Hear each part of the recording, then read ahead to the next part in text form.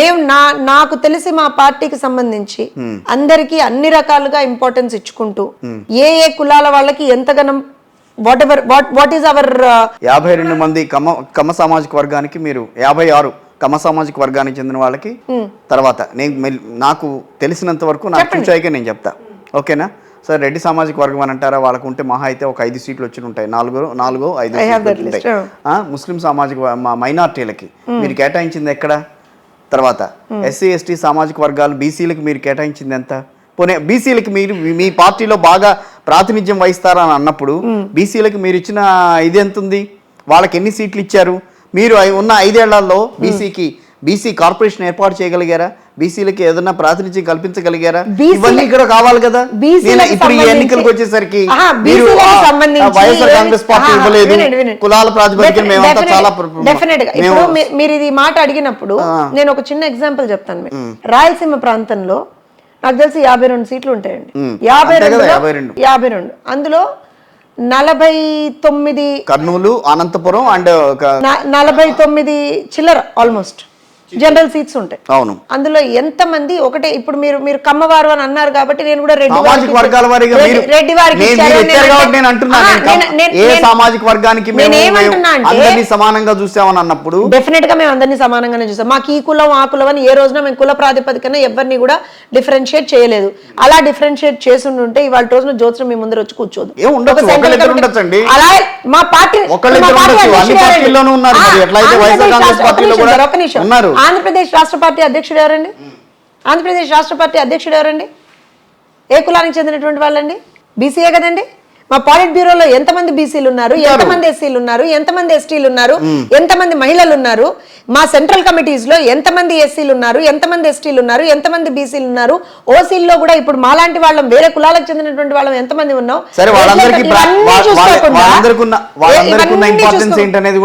ఎందుకు సార్ ఇప్పుడు నేను సెంట్రల్ కమిటీలో అధికార ప్రతినిధిగా ఉన్నాను నేనేమో మీరు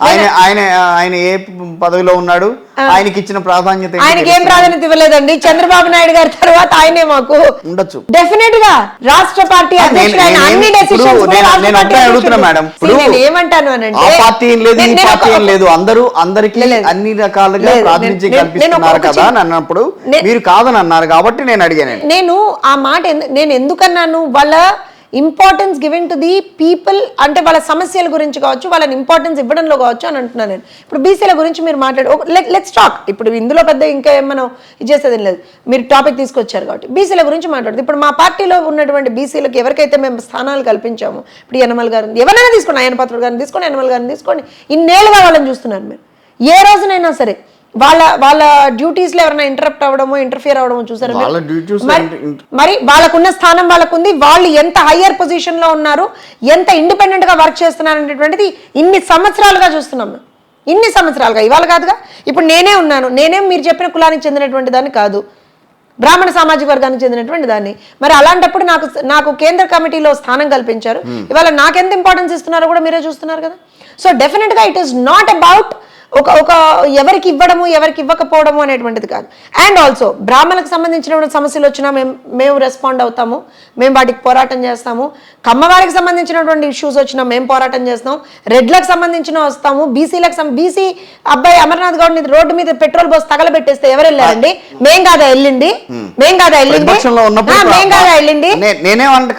ఇప్పుడు దళితుడిని చంపేస్తే ఎవరండి వెళ్ళింది మేం కాదా వెళ్ళింది మైనారిటీలను చంపేస్తే ఎవరండి వెళ్ళింది మేం కాదా ఇన్సిడెంట్లు 2014 నుంచి 19 వరకు జరిగినాయి అందరూ వచ్చారు అటు వైఎస్ఆర్ కాంగ్రెస్ పార్టీ కూడా మేము కదా అడుగుతుంది ఈ రోజున నేను అది అడగట్లా ప్రాతినిధ్యం కల్పించే విషయంలో ఎంతవరకు ఏ వర్గాలకి ప్రాతినిధ్యం కల్పిస్తున్నారు ఇచ్చిన టికెట్ల విషయంలో నిజంగా వాళ్ళకి ప్రాతినిధ్యం వచ్చిందా లేదా హ్యాండ్ ఉందా లేదా అక్కడ వాళ్ళని కన్సిడరేషన్ లో తీసుకున్నారా లేదా అనేదే నాకు అది ఈ వీడియోతో పాటుగా నేను మీకు అది మొత్తం కులాల ప్రకారం so you can share that నేను ఎందుకు అంటున్నా అంటే కిషోర్ గారు మా పార్టీ ఇవాళ కాదండి నాకు తెలిసి పార్టీ పుట్టుక దగ్గర నుంచి కూడా ఏ వర్గాలకి ఏ కులాలకైతే ప్రాతినిధ్యం లేదో రాజకీయ పరమైనటువంటి ప్రాతినిధ్యం లేదో వాళ్ళందరినీ కూడా ప్రాతినిధ్యం ఇచ్చుకుంటూ తీసుకొచ్చినటువంటి పార్టీ మాది అవునా కదా బీసీలకు ఆ రోజున మా పార్టీ పెట్టినప్పుడు పెద్దగా ప్రాతినిధ్యం లేదు. లేదు. కానీ మా పార్టీ పెట్టిన తర్వాతే బీసీలకు సంబంధించినటువంటి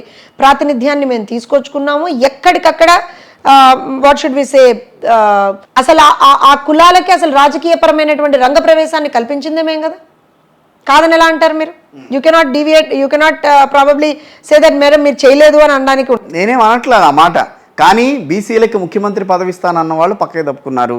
ఆ తర్వాత అసలు వాళ్ళ గురించి ఆలోచించలే.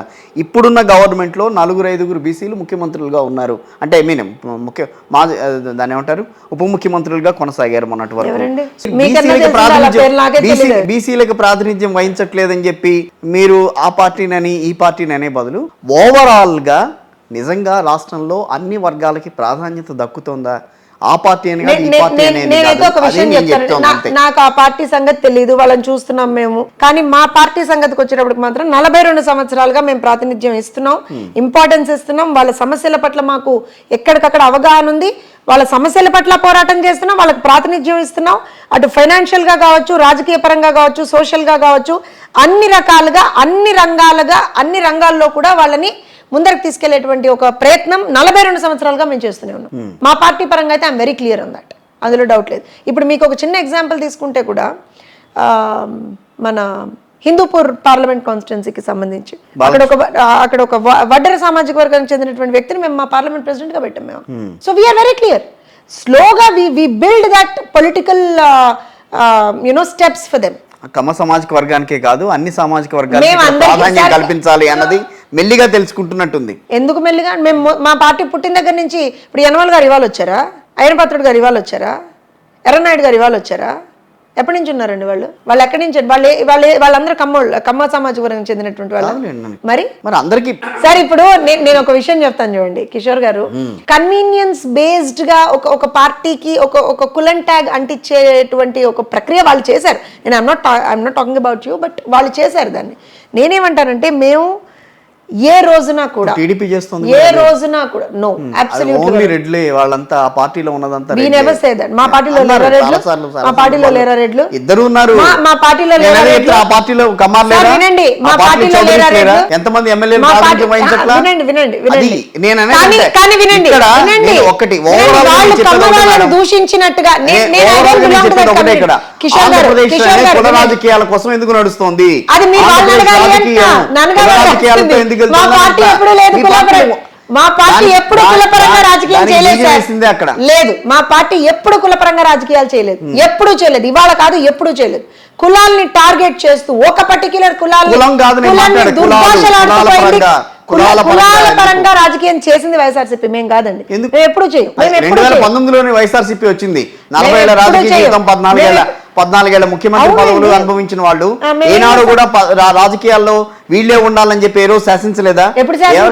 మా పార్టీలో ఉన్న ముఖ్యమైన పదవులు ఎవరి దగ్గర ఉన్నాయి?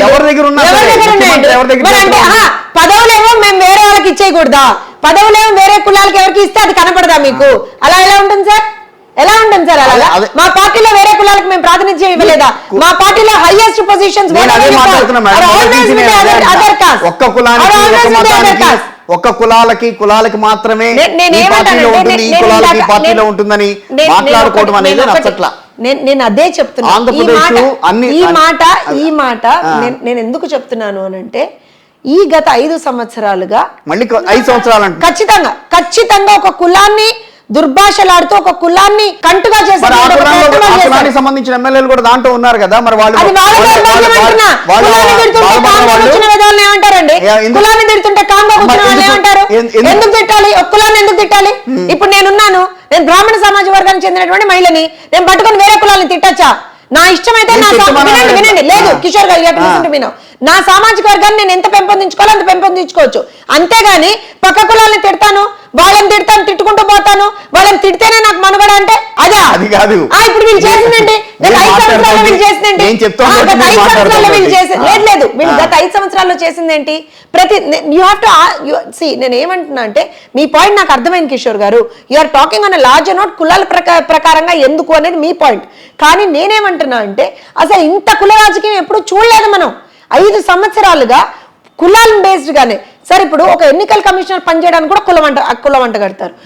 ఒక రాజధానికి సంబంధించిన అంశంలో కూడా కుల వంట కడతారు. ఒక డిఎస్పీలకు సంబంధించిన ప్రమోషన్స్ ఏవైతే దాంట్లో కూడా కుల వంట కడతారు. లేకపోతే ఇప్పుడు అంత ఎందుకండి, ఇవాళ మీ ఛానల్లో కూర్చున్నా కదా, లాస్ట్ టైం కూడా మీ ఛానల్లో కూర్చుని ఒక డిస్కషన్ చేశాం కదా, ఒకసారి అందులో కింద వచ్చినటువంటి కామెంట్స్ చూడండి, మీరు వైఎస్ఆర్సీపీ వాళ్ళు చేసిన కామెంట్స్ చూడండి. నన్ను ఆ కులానికి ఆపాదించేశారు వాళ్ళు, ఈ మా కులమే అని చెప్పేస్తున్నారు. అంటే how sad is the situation, అదే how sad is the situation. YSRCP వాళ్ళే అనలేదు, ఇప్పుడు టీడీపీకి సంబంధించిన వాళ్ళు కూడా అన్నారు, నేనేమంటాను అని అంటే ఇది ఇంత దౌర్భాగ్యకరంగా 5 సంవత్సరాల నుంచి మారుతోంది అనేటువంటిది నా బాధ. 5 సంవత్సరాలు అనకండి, అదే అన్నా నేను. 5 సంవత్సరాలే కాదు, దీనికి 2019 నుంచే బీజం పడింది అని అంటే ఎట్లా ఒప్పుకుంటాం? అలా కాదు, బీజం పడింది ఎప్పుడో 99లో బీజం పడింది. నేను ఒక విషయం చెప్తాను, కులము ఇవి ఎప్పటి నుంచో ఉన్నాయి, లేవని నేను అనట్లేదు. కానీ దాన్ని ఇంత వర్స్ట్ గా పోర్ట్రే చేస్తూ యాజ్ ఎఫ్ అంటే ఇప్పుడు పక్క కులానికి చెందినటువంటి వాడు ఏదో నీకు ఆ జన్మ శత్రువులాగా వాడిని నువ్వు చూస్తున్నావే, అలాంటి పరిస్థితి తీసుకొచ్చారా ఇవాళ రాష్ట్రంలో. I'm more worried about that Kishore గారు. ఎందుకనంటే ఇప్పుడు నేను అదే చెప్తున్నాను,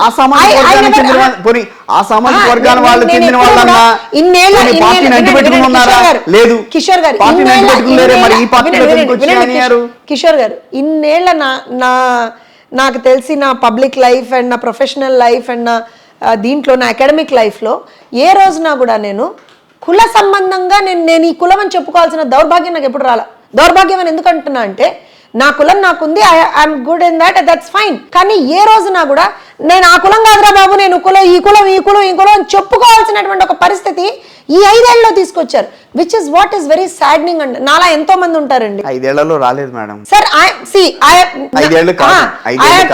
I've been seeing politics so many years. 5 ఏళ్లలో I've been seeing politics for so many years. I'm sorry, then I'll differ with you here.